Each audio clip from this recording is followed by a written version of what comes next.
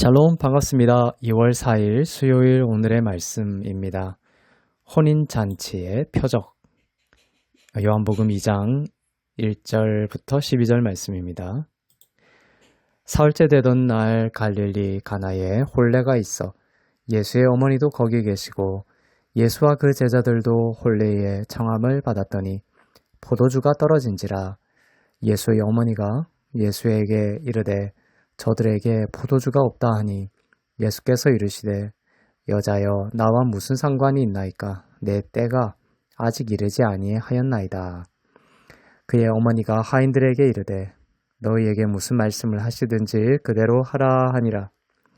거기에 유대인의 정결 예식을 따라 두세 통 드는 돌 항아리 6이 놓였는지라.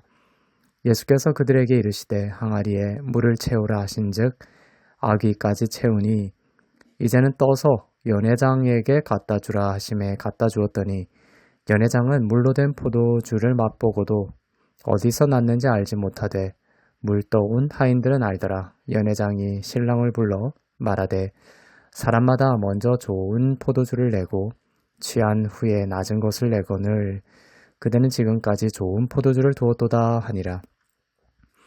예수께서 이 첫 표적을 갈릴리 가나에서 행하여 그의 영광을 나타내심에 제자들이 그를 믿으니라.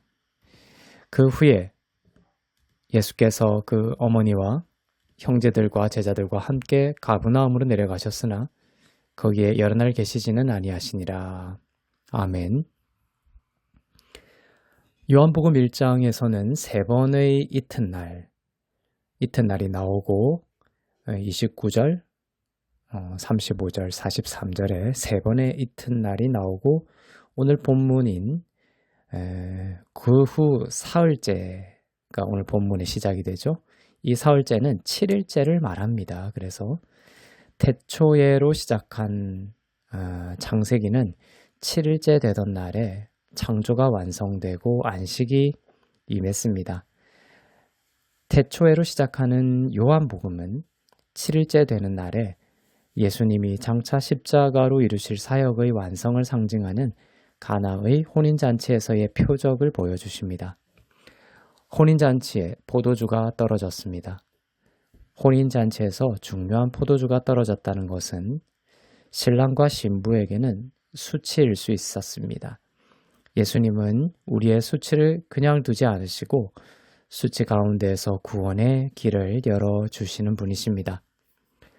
포도주가 떨어지자 예수님의 어머니는 예수에게 저들에게 포도주가 없다고 했습니다. 그러자 예수님은 여자여 나와 무슨 상관이 있나이까 내 때가 아직 이르지 아니하였나이다 라고 대답하셨습니다. 어머니에 대한 답변치고는 무례하게 느껴질 수 있겠지만 예수님은 사람의 말에 갇히지 않으시고 십자가의 구원을 중심으로 한 하나님의 관점에서 말씀을 하시는 경우가 많습니다. 우리는 여기서의 좁은 시각에서만 이야기를 하지만 예수님은 시간을 초월하시고 구원의 모든 높은 관점에서 이야기하시기 때문에 인간의 언어와 하나님의 언어가 만나면서 인간의 관점에서 잘 이해되지 않는 경우가 있는 것은 어쩌면 당연하다고 볼 수 있겠습니다. 예수님은 이 땅에 십자가를 지기 위해 오신 궁극적인 목적이 있으셨습니다. 때에 대한 말씀을 자주 하시죠. 나의 때. 그런데 그때 예수님이 말씀하시는 내 때는 십자가의 때를 말합니다. 예수님의 마음속엔 그 때가 가득 차 있죠. 십자가의 때는 예수님이 죽으시는 참혹한 때이기도 하지만 예수님의 사역이 완성이 되고 그를 믿는 자들의 죄와 사망이 끝이 나는 잔치의 때이기도 합니다. 포도주는 이러한 십자가의 천국잔치를 상징하는 기쁨의 상징물이기도 하고 십자가를 완성하시는 예수님의 보배로운 피를 상징하기도 합니다. 그래서 예수님의 어머니가 포도주가 떨어졌다 이렇게 했을 때 마리아는 가나의 혼인잔치에서 떨어진 포도주만을 두고 말했지만 예수님이 대답하실 때에는 십자가의 때를 나타내는 기쁨과 보혈의 상징인 포도주를 생각하며 대답을 하신 것입니다. 아직 십자가의 때가 이르지 않았다라는 것을 말씀하신 것이죠.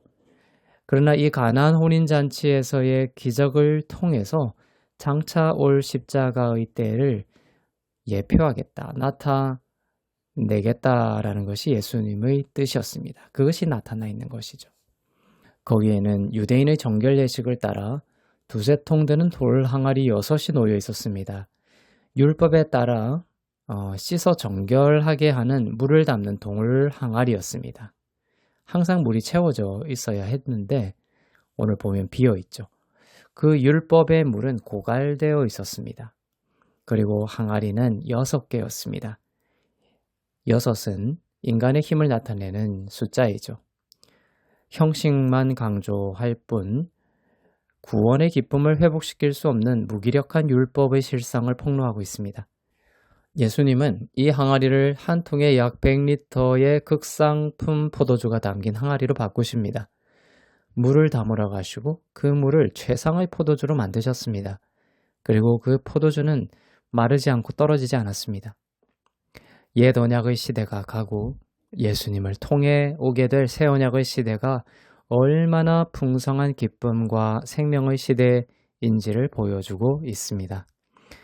구약에서는 물이 변하여 피가 되었죠. 나일강 물이 심판의 피로 변했지만 신약에서는 항아리의 물이 잔치와 축복의 포도주로 바뀌게 되었습니다.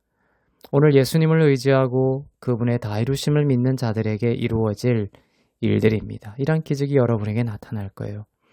6이라는 율법의 불완전함 아래에 있는 것이 아니라 이제는 우리의 7이 되시는 완전한 예수 그리스도께서 완성하신 은혜 아래에 있는 자들은 수치가 변하여 기쁨이 되게 하실 것이며 물이 변하여 포도주가 되고 그 포도주는 지금까지 맛본 그 어떤 것보다도 맛있고 좋은 포도주가 될 것입니다. 여러분의 삶에 이 좋은 생명과 좋은 날을 기대할 수 있기를 바랍니다. 기도하겠습니다.